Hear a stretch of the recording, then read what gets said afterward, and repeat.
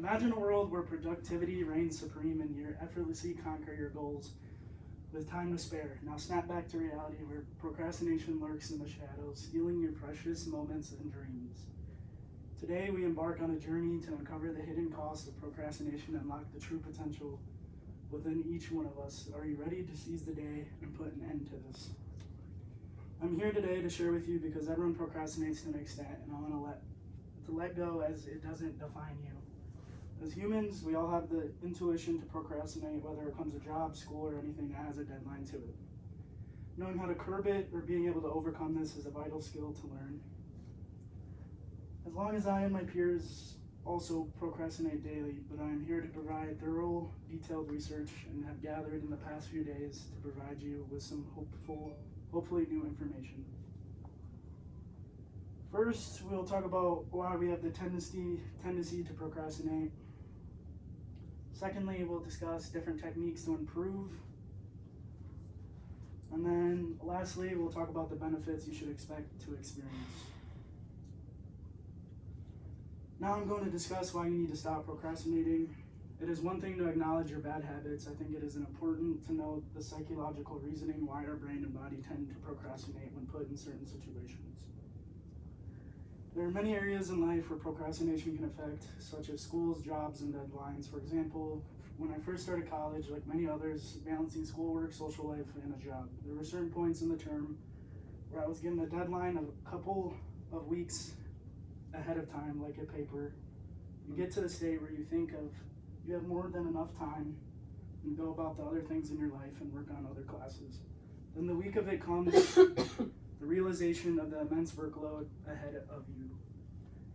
This created a ton of pressure and stress.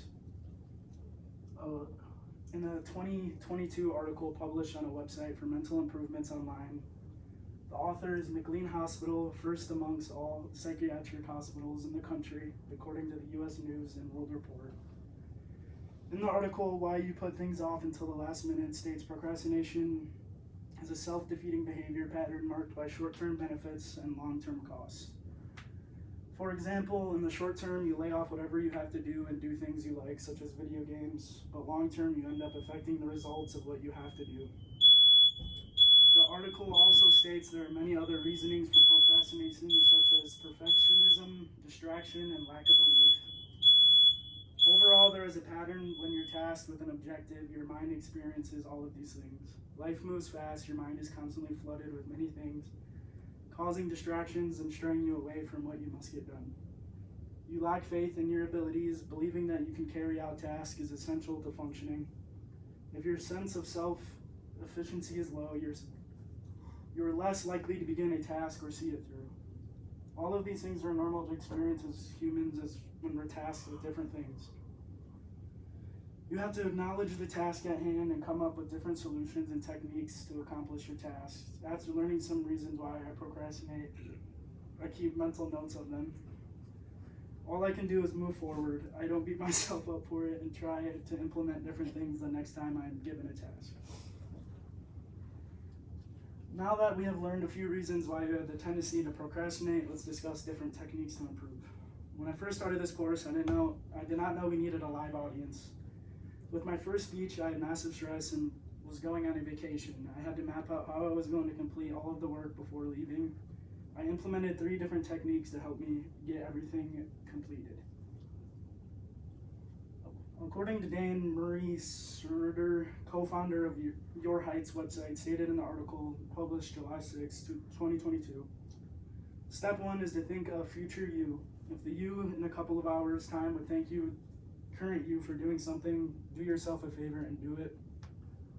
Step 2, make it a ritual. If you're looking for how to overcome procrastination when it comes to truly grisly tasks, schedule a manageable chunk of time to do it bit by bit, like an hour every week. Step 3 is the Pomodoro method. This technique requires willpower, but is an effective way to help you stop procrastinating. What you do is set a timer for 25 minutes and work on your task until the alarm goes off. And then you get 5 minutes of playtime to do whatever you want. Then start again and repeat until your task is done. You can adjust the timings to suit you, but it works on the basis that you get rewarded for uninterrupted work time. Now let's talk about what I experienced after using these techniques.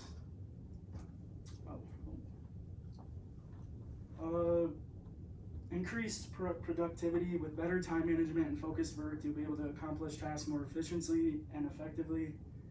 Also, better work-life balance by completing tasks promptly. You free up time for leisure activities, hobbies, and spending time with friends and family. Higher quality work. When you stop rushing tasks at the last minute, you have more time to invest in research, planning, and revision, resulting in higher quality output. Lastly, increased confidence. Successfully overcoming procrastination can boost your self-confidence.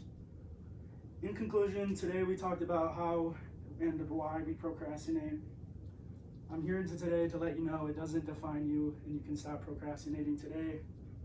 As we move forward, I encourage each of one of you to take action and make a conscious effort to combat procrastination. Start by setting specific goals, prioritizing tasks, and breaking them into manageable chunks. Embrace the techniques I gave you today or other time management methods, whatever works for you. Remember, progress may not happen overnight, but every step you take to overcome procrastination is a step towards a more fulfilling and successful life. As we cultivate proactive habits and stay committed to personal growth, we will find ourselves achieving more, feeling less stress, and enjoying a healthier work-life balance. And I'm going to end today with a quote from Edward Young: "Procrastination is the thief of time."